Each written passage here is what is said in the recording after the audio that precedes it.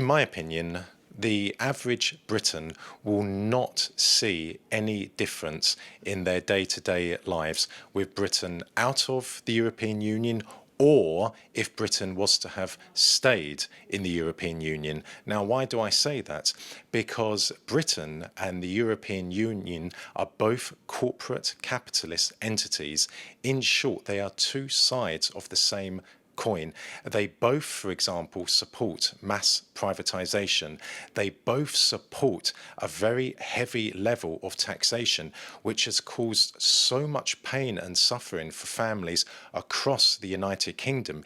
It is corporate capitalism, the system that the EU subscribes to, the system that is entrenched in power in Britain, that has resulted in 14 million Britons living in poverty, and which has also resulted in 4 million children in the United Kingdom living below the breadline. Well, Brexit offers both opportunities and challenges to the UK.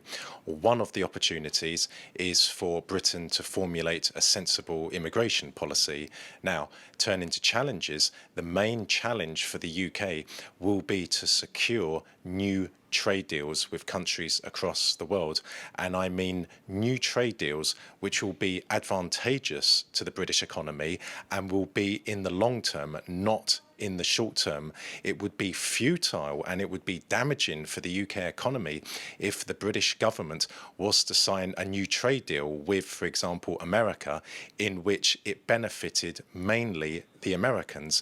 And I was only recently talking to an Australian official who told me that on the one hand, Australia would be keen to conclude a new trade deal with Britain, but on the other hand, Australia views a reinvigorated Britain in Southeast Asia as a rival. So when we hear British politicians and journalists talking about how a new trade deal is going to be signed very, very quickly with Australia because they are our brothers and sisters there, that is not the complete picture. Because as I said, Australia views Britain in Southeast Asia as a rival. Regardless of who wins the American presidential election this year, regardless of who is sitting in the White House, what we can say with a great deal of certainty is that in a post-Brexit world, the UK will become ever closer to the United States of America, ever closer